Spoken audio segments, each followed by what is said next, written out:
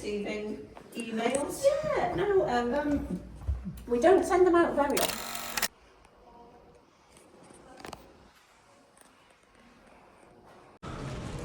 They tell you all the shops where they So are. if this gate shuts in, you've got to wait like, got to walk like a long way round.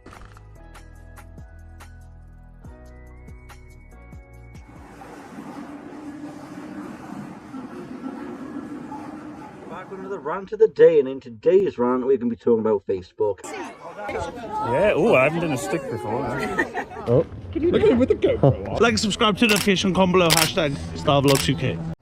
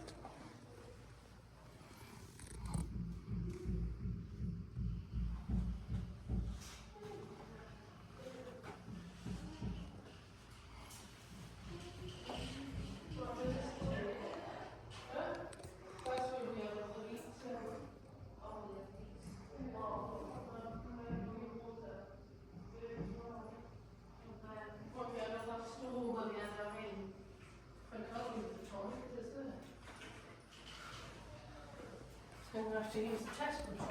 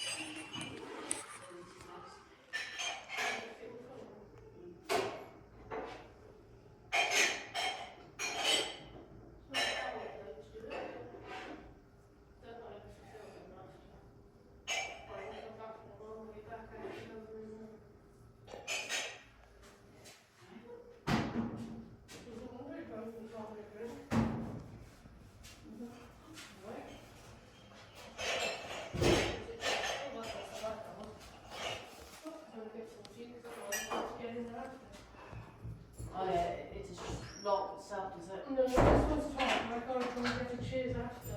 Oh, that's the key. Oh, I didn't.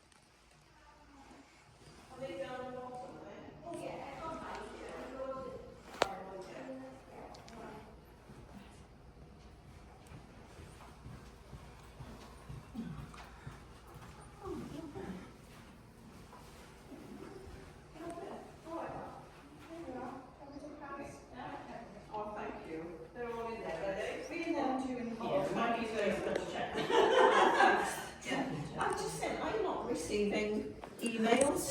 Yeah, no, we don't send them out very often, so.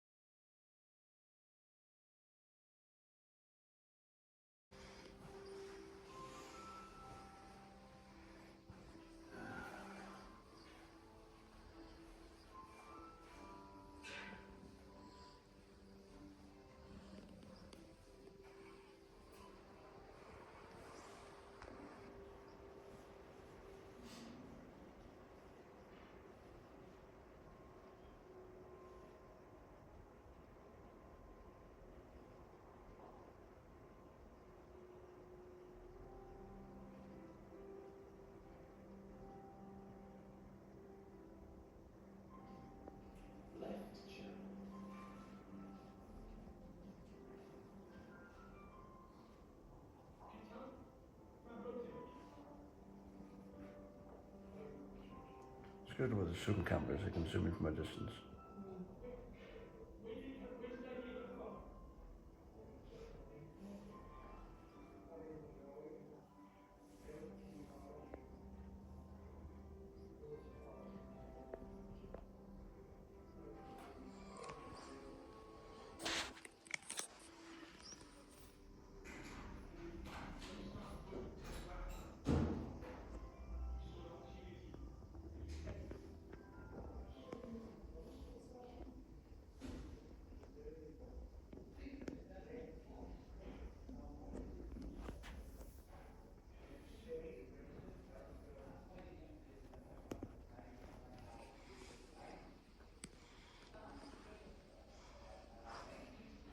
Babies, have you washed clothes?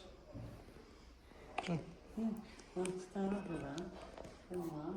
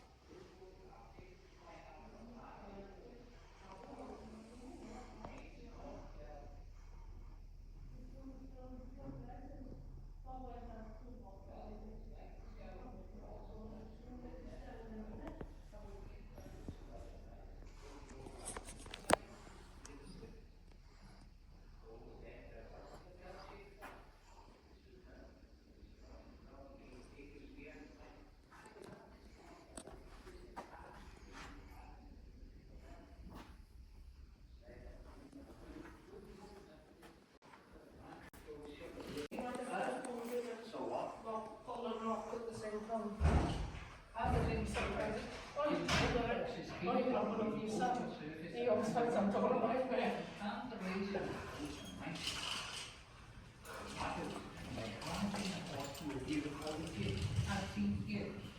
which in turn considerably allowed the coal to be raised.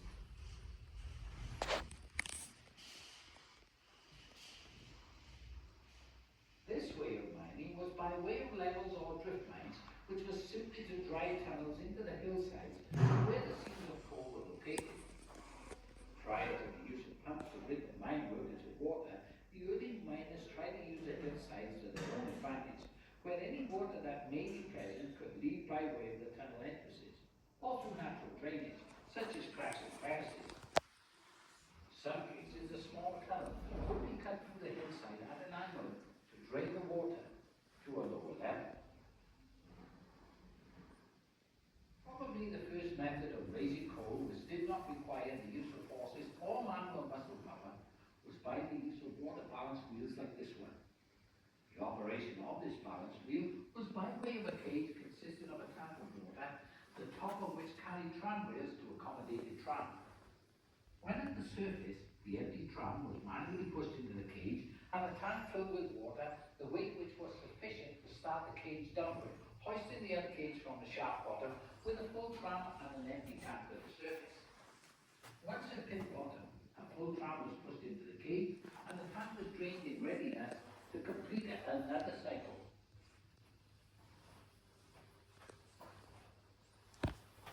When it came to growing deeper than water balance lines, little or no attempts were made to sink these due to the problem of removing the water that would gather at pit bottom. That was until someone invented a form of power that was to enhance almost every industry in the land. The first viable steam engine was invented by Thomas Newcomen for the very purpose of pumping water from underground. So successful was his engine that it was being used to pump water from many mines in the United Kingdom. With the invention of the Newcomen engine and the James Watt vehicle supplied to help perfect such engines, the age of steam was hit. Once man had the power of steam at his fingertips, he was involved with great enterprises that would change the way we lived and worked. Steam engines were being built for all sorts of enterprises, which for instance could enhance iron making by building larger works of further production. With the invention of James Watt, saw a crude device turned into a powerful engine that could be adapted for many uses. Construction and farming industries could benefit from the newfound power. Steam could power steam engines for the railway systems, and ships could be propelled quicker.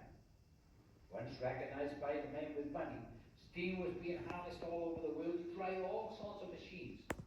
In short, the world could now go faster. But this speed would come at a price in both life and death, which will become obvious as this film progresses. Now that the miners had the power to pump water from coal mines, it meant they could go in search of the larger seams of coal. Firstly, the mine shafts had to be sunk by men called sinkers. Depending on the type of ground, these men would sink the shaft mainly by hand, using a bucket called a fork or a skip on a sinking hoist, as seen in this drawing.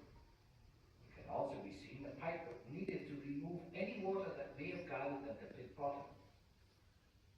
After the shaft had been sunk to a certain depth, the ground was then levelled and a cast iron ring was placed around the circumference of the shaft, and on this, the first section of brickwork would be laid. A further section would be bricked up and married into the first section. The same principle would be applied right down to the bottom of the finished shaft. When the shaft was 60 to 80 feet deep, it became necessary to make arrangements for the circulation of fresh air to where the men were working. Sometimes wooden boxes around 12 inches square were linked together and fitted to the shaft wall to form a pipe, while at the top a cowl was fitted with its open end turned into the wind. Pressure then forces the air down to the bottom of the shaft and from where it returned up the shaft. When no wind was available, then an hand-operated fan was used.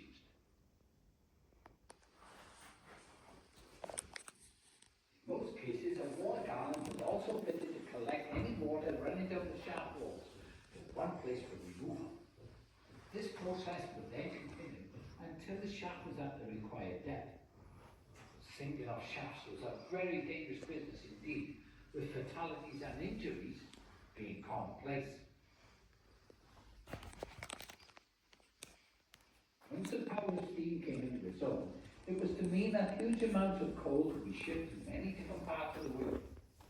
This meant that the mine and landowners could look forward to making huge profits, provided they had the manpower to remove it from the ground.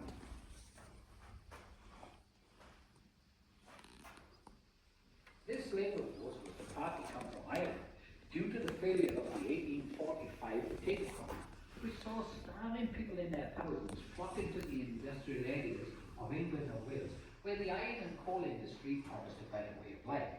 But this was not the case. Once all this labour was on hand, the mine and landowners were to exploit this situation to the full by paying as little wages as possible.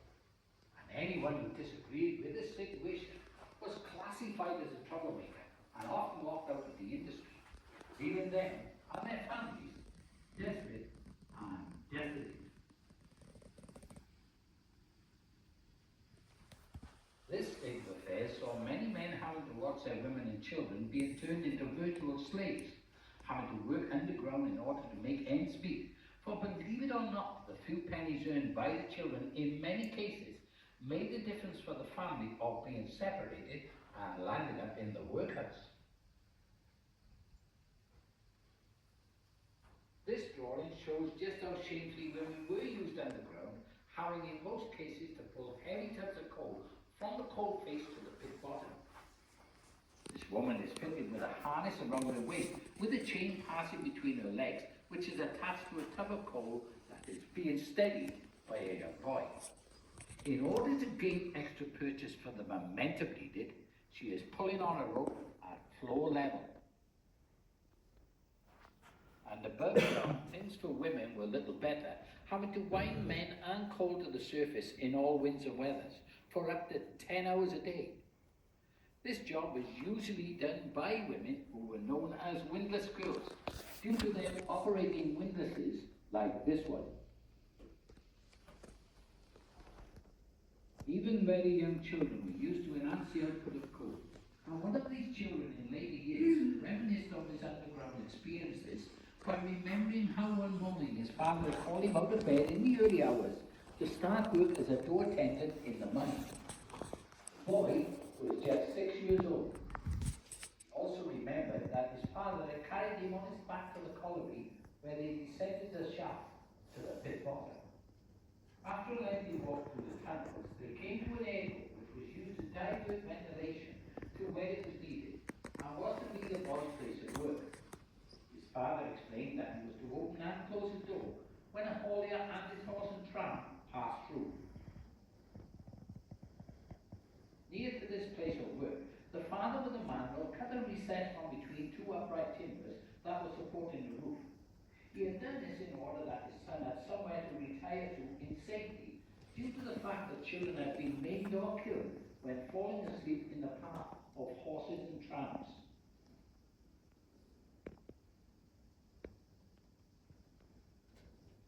Just before leaving, the father gave his son several candles to last him to the end of the shift. But the one thing the boy remembered above all else was that after a short time, he suddenly became startled by the menacing sight and voice of an official saying, "Don't you go to sleep now, for I shall be back to check upon you later."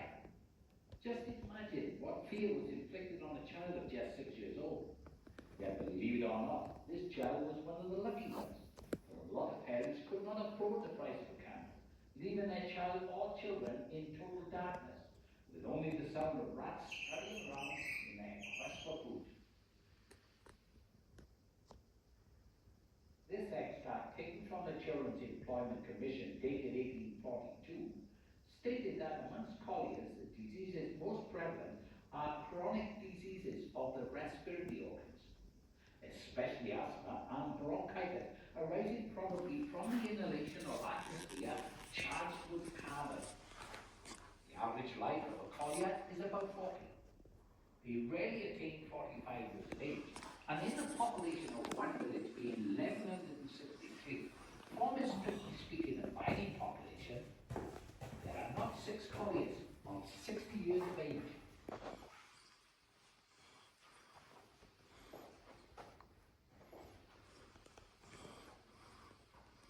Candles and several types of oil lamps, like for instance this rare specimen, were the main source of lighting, along with carbide lamps, which were also used in early mining. They held water which was allowed to drip onto a substance called calcium carbide, which was a mixture of lime and coke fused together in an arc furnace that, when activated with water, gave off acetylene gas as a small jet, which, with the aid of a reflector as seen here, produced a very bright light.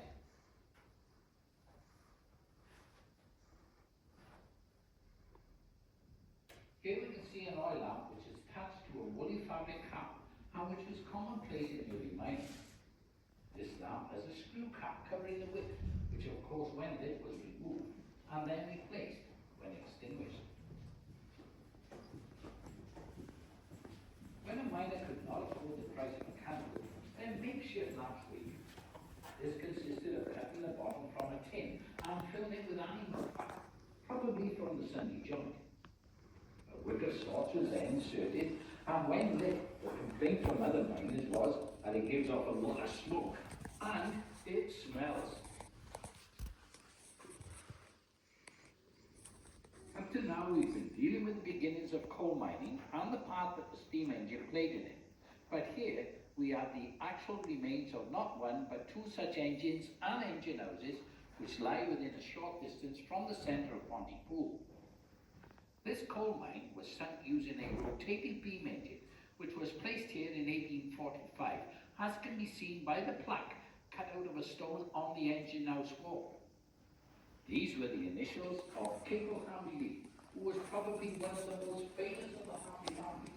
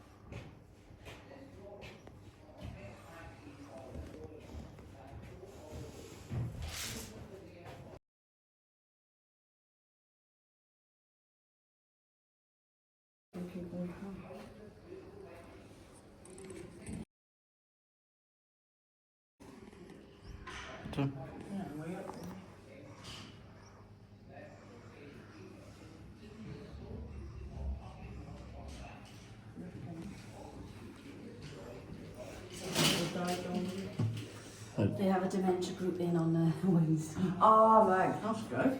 Yeah.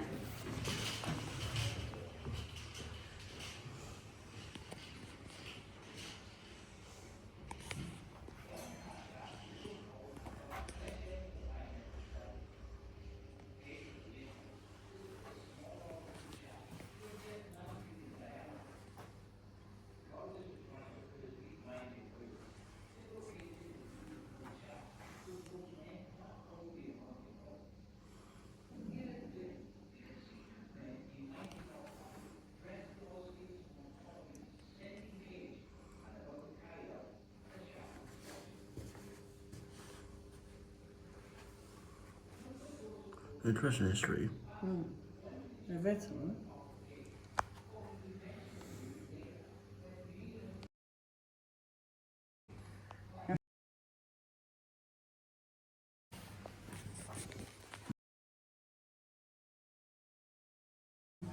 What's a class?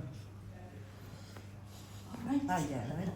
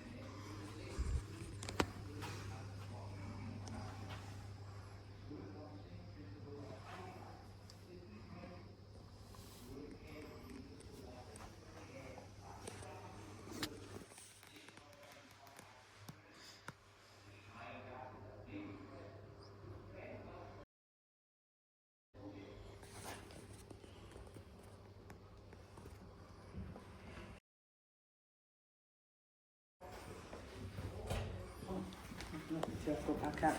Back up. What of it?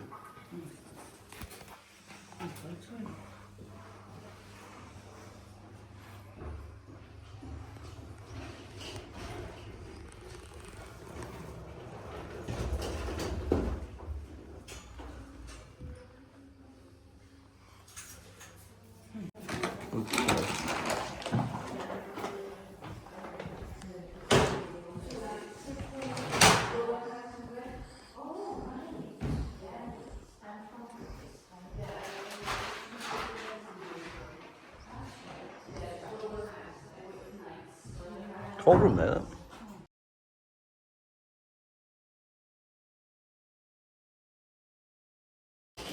I'll just drop by here first.